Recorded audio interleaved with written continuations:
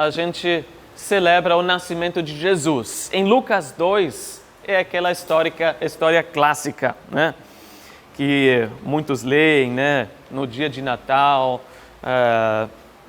Enfim, né? Todas as igrejas têm como referência, né? Lucas 2 e a história do nascimento de Jesus.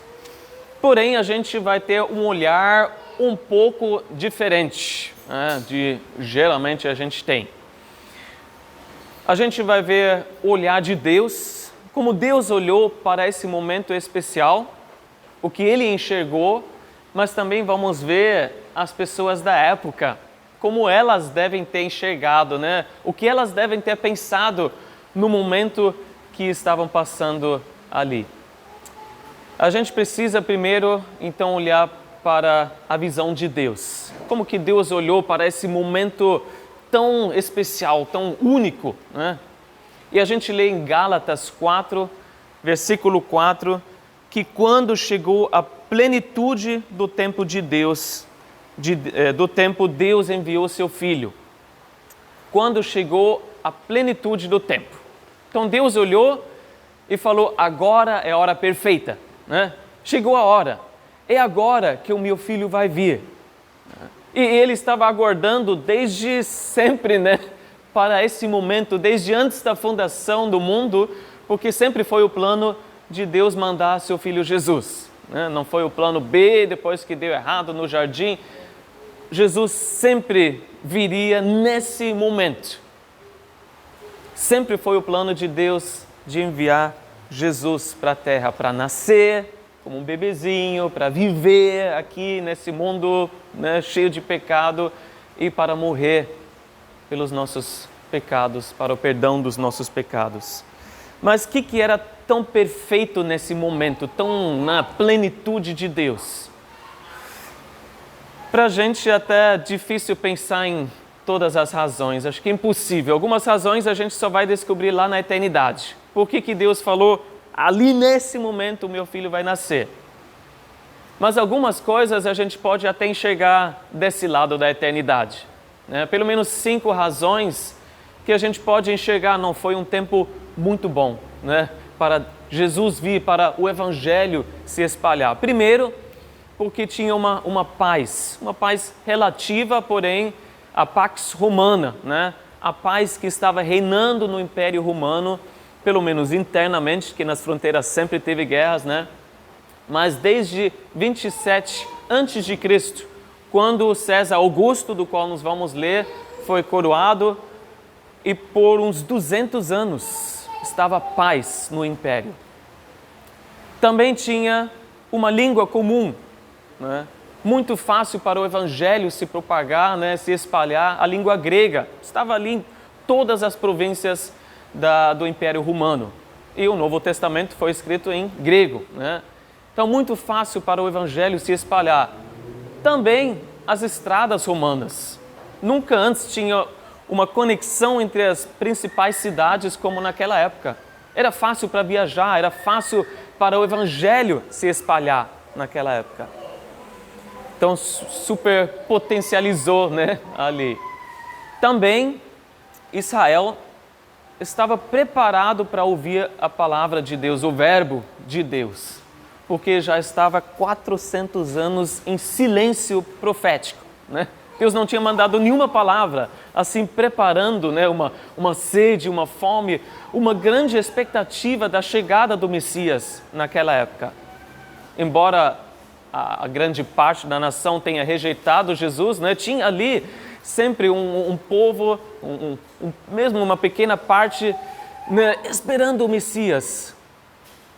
E uma grande parte até esperando o Messias errado, né, que não era. E ainda no mundo inteiro tinha uma decadência moral. Nos escritos históricos a gente vê até que os pagãos já não aguentavam mais, né? Tanta perversidade, tanta falta de moralidade. Tinha ali uma sede espiritual. Então era a plenitude de Deus para enviar seu Filho.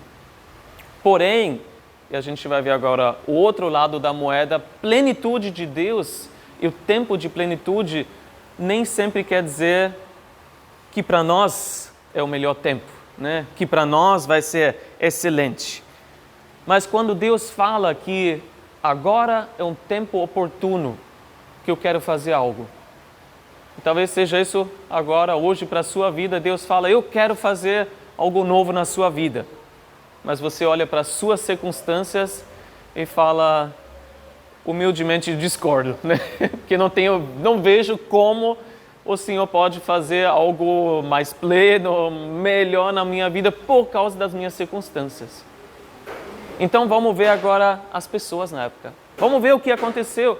Vamos ver como elas deveriam ter pensado, né? Enxergado esse tempo. E a gente vai ver a partir do versículo 1 de Lucas 2. Vamos ver os versículos de 1 a 3.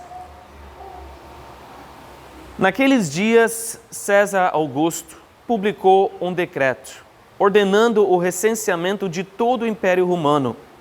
Este foi o primeiro recenseamento feito quando Quirino era governador da Síria.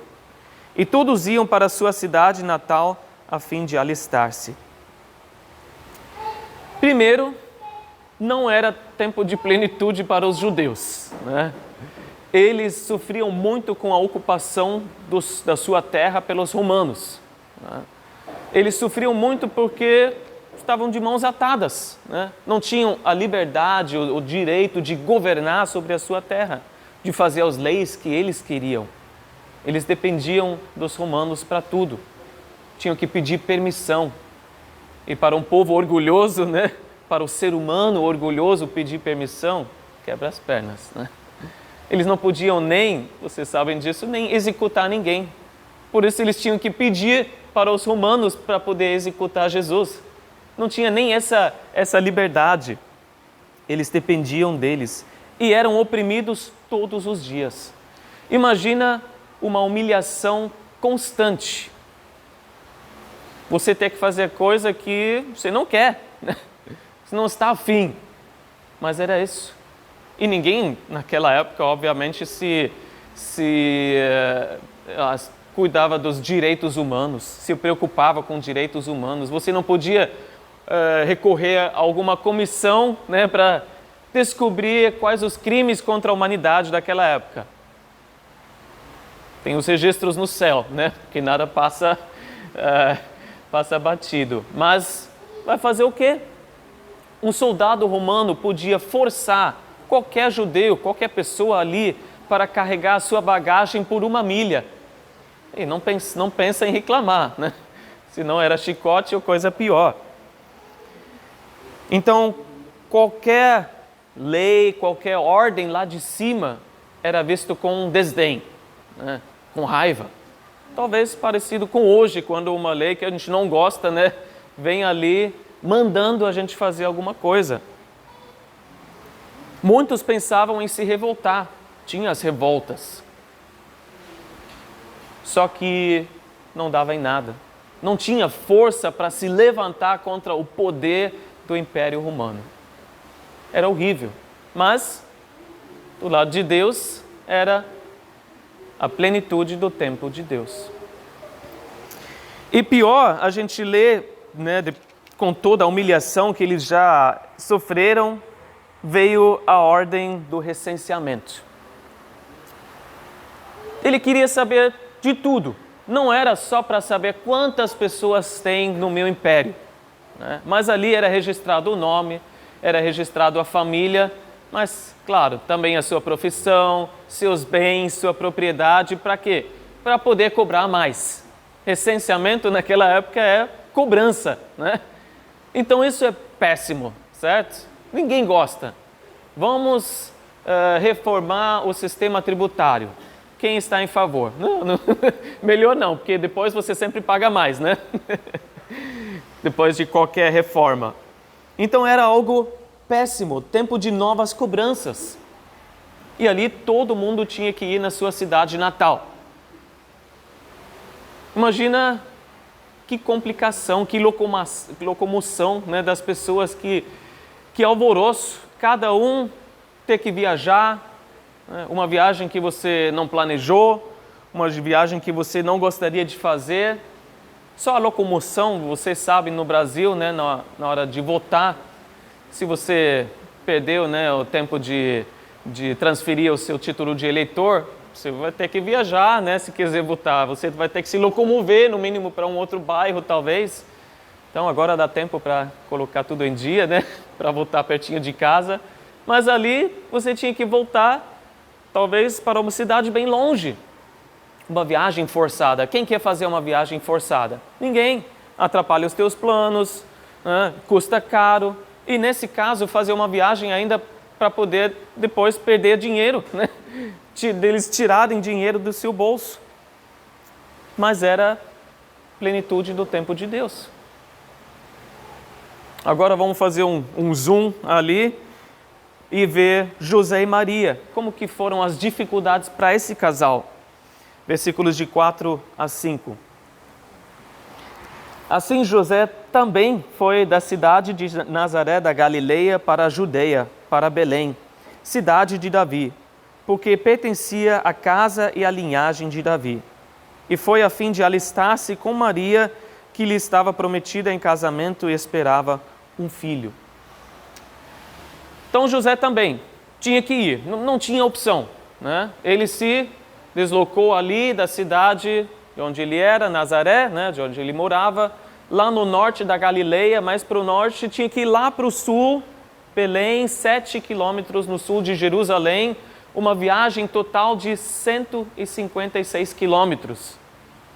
Naquela época, nada assim, vou dar um pulo para, sei lá, uma cidade de 150 quilômetros de distância. Era uma viagem longa, cansativa, uma viagem perigosa, uma viagem que ninguém gostaria de fazer, mas ainda em tempos difíceis. As estradas grandes eram boas, mas as menores eram horríveis, né? Eram muito íngremes ou pedregosas, era difícil de viajar. Com o único meio de transporte, um burrinho, né? No máximo um burrinho que podia carregar os teus pertencentes ali.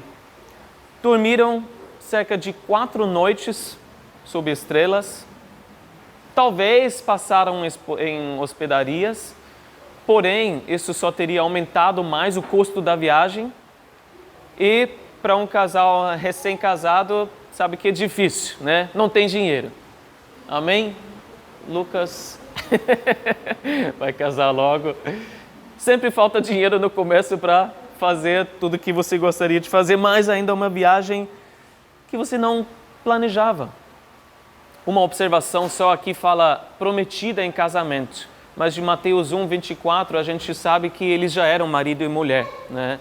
Eles já estavam juntos, só que eles não consumaram o casamento até que o primogênito Jesus, né, tivesse nascido.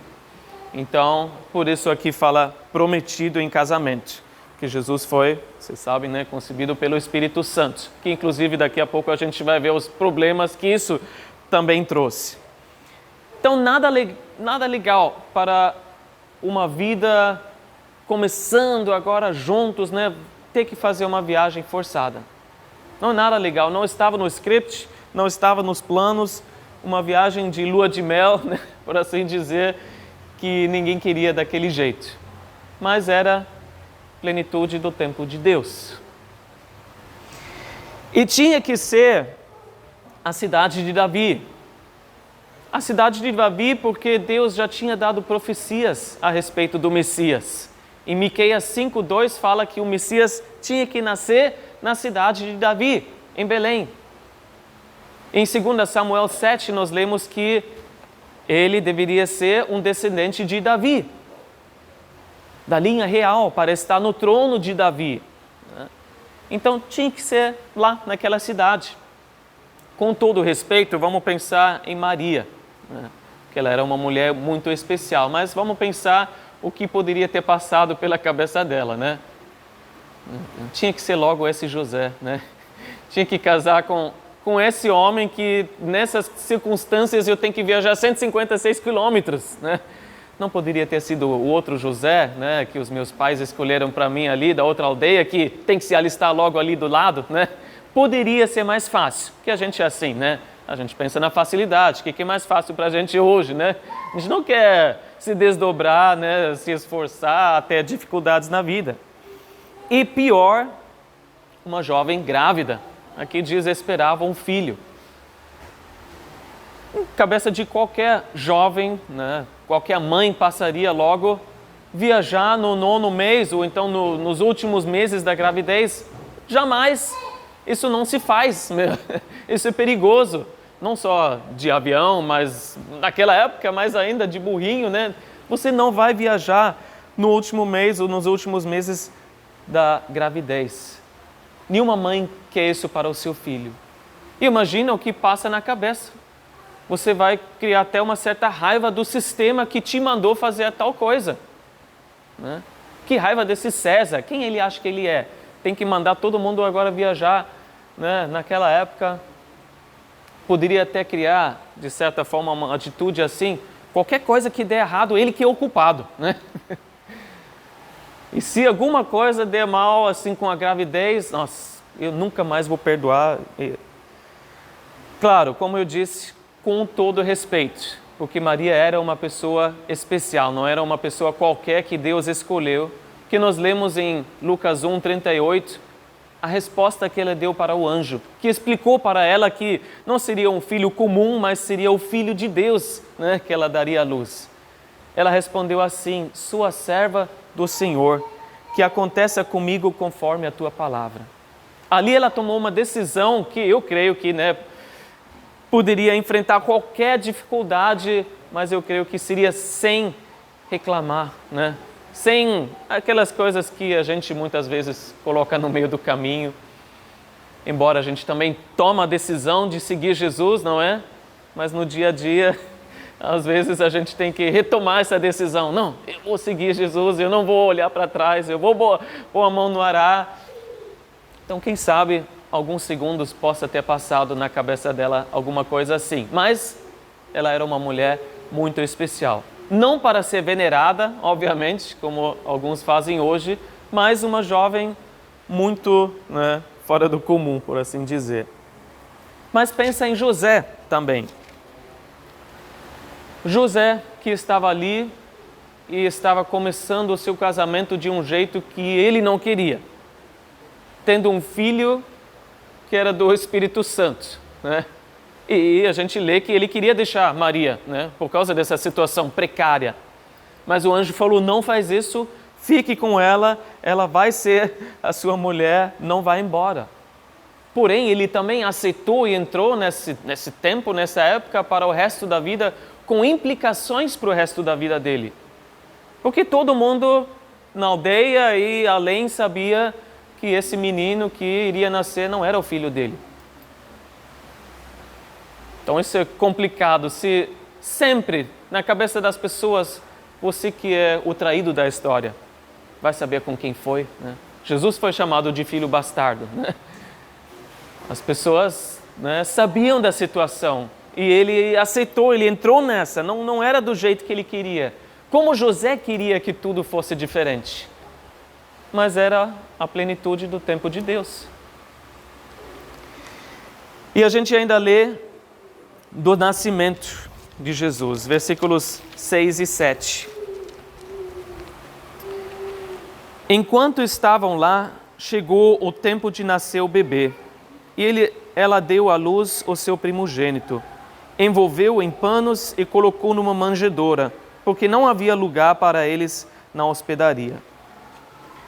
Claro que o filho logo tem que nascer longe de casa, né? Parece assim, meu Deus, né? Tinha que ser longe da família, do calor, da ajuda da família, longe do conforto de casa, do conhecido, né? Das coisas conhecidas dentro de casa, longe de tudo. E pior, para piorar, e a gente pode até falar, mas parece Lady Murphy, né? Sabe, conhece Lady Murphy, né? Parece que a outra fila sempre anda mais rápida, né? No supermercado. Só para, né, o que faltava, como se não bastasse, não encontraram um lugar adequado para dar luz a esse filho, né? A se hospedar. Faltou lugar na hospedaria naquele vilarejo.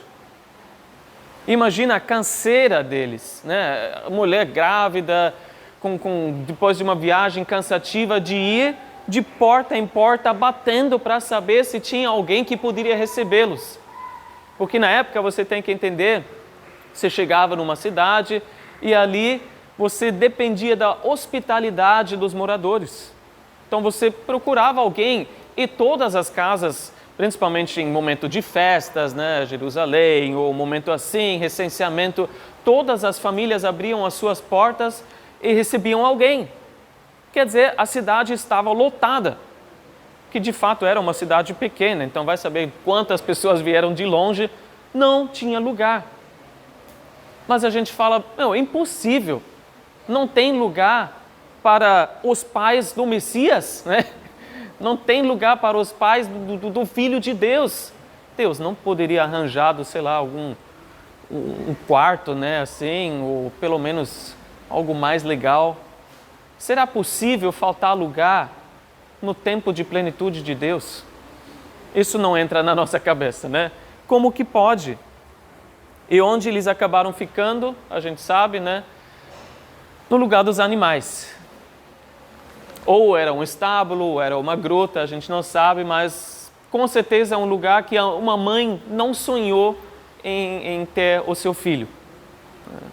Um lugar nada higiênico, um lugar, e às vezes a gente pensa assim no presépio, né? Ah, que lindo, né? Só eles ali. Provavelmente tinha mais gente. Imagina hoje um lugar cheio de refugiados, né? E você está lá no meio e tem que dar luz ao seu filho no meio de um monte de gente e um monte de animais. Uma manjedoura, colocaram ali o bebê, que era o coxo, né, onde os animais comiam. Cheio de baba, né, de ovelhas, de cabras, sei lá. E quem já, não sei, de repente tem aqui no interior, né, quem já deu comida para uma ovelha ou uma cabra, sabe que o fedor não é muito agradável, né, da baba de animais assim. E estava ali o Filho de Deus. E a gente fala, como que pode? Mas Deus fala, é tempo de plenitude que eu escolhi. E como está a nossa situação hoje? Quando parece que tudo está dando errado, né? Como naquela época. Parece que tudo está dando errado. Você olha para a sua vida, não era do jeito que eu queria, né? Não era isso que eu planejei, não é isso que eu desejei para a minha vida. Aí entra um novo governo e você fala, as ideias que vão chegar meio divergem das ideias que eu tenho. Você pode ter certeza, medo das incertezas, das coisas que virão, e você fala, não sei o que vai ser, não é do jeito que eu imaginava. Você olha para as suas finanças e fala, a inflação está aumentando, tem taxas, tem impostos que eu não estava né, pensando, não estava me planejando para cobranças indevidas, talvez cobranças injustas, como naquela época. Você olha para as provações da sua vida e fala, nossa, parece um caminho íngreme, né? Parece um caminho pedregoso que eu tenho que andar. Eu não estou saindo do lugar, parece que eu estou dando para trás, não para frente. São as provações da vida, igual aquela viagem que fizeram. Você olha talvez para o seu casamento que você já iniciou ou vai iniciar ainda e fala, não é desse jeito que eu quero começar, não é desse jeito que eu queria começar o meu casamento. E agora tenho várias expectativas que nunca se cumpriram, né? Nunca aconteceu aquilo que eu gostaria que tivesse acontecido. E para quem tem filho ou gostaria de ter, você olha e fala, nossa, os filhos já chegaram em situações complicadas, né? Só falar a fim dos tempos, né? E tudo que a gente está vendo e ainda virá, você fala, esse filho vai ter problema aqui no mundo que nós não tivemos 30 anos atrás, 40 anos atrás. Talvez o filho está aí, você queria ter dado mais, né? E você não tinha onde tirar, não tinha como prover mais para esse filho, como o casal que deu à luz o Messias. E você vê tudo isso e fala, eu vejo as circunstâncias, mas vamos também pensar no outro lado da moeda. Esse é tempo de plenitude para Deus na sua vida hoje. Esse Deus fala, é agora, mas agora eu quero fazer algo. Porque Jesus também nasceu num tempo assim. Então, por que Jesus não pode, simbolicamente, nascer no seu coração hoje? Porque você não pode abrir hoje o seu coração para Jesus e ver se não é algo diferente do que você pensa. Enquanto você está no meio das tribulações. Porque eles receberam Jesus e do nada Deus não colocou um palácio ali e um monte de servos. Não, foi no meio das tribulações desse mundo que Jesus veio. E é dessa forma que Jesus quer se revelar e se fazer presente no meio das tribulações. Talvez você esteja frustrado, você esteja desanimado como as coisas estão andando. E é normal para alguém que passa por provações. É normal para alguém que passa talvez por muitas adversidades. Talvez realmente hoje a sua vida esteja mais pesada do que um ano atrás. E é normal a gente se sentir assim. Mas não deixe que as circunstâncias te roubem da oportunidade de ver a plenitude de Deus e de experimentar a plenitude de Deus. E lembra que a minha visão sempre é limitada. A gente não consegue enxergar tudo. José e Maria não conseguiam enxergar tudo ao seu redor.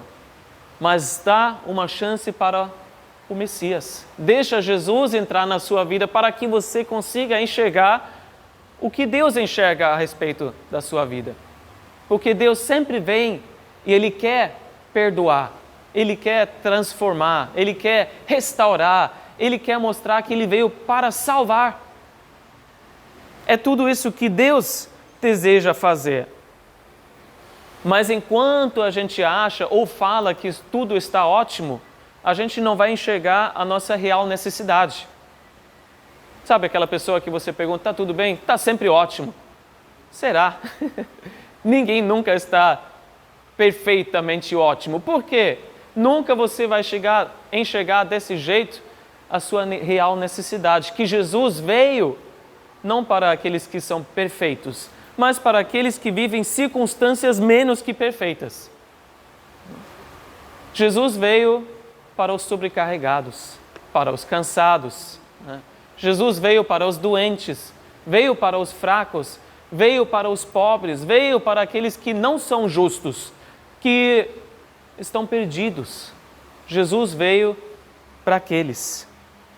Mas Ele veio como naquela época quando Ele nasceu. Não veio para desfazer todas as circunstâncias adversas.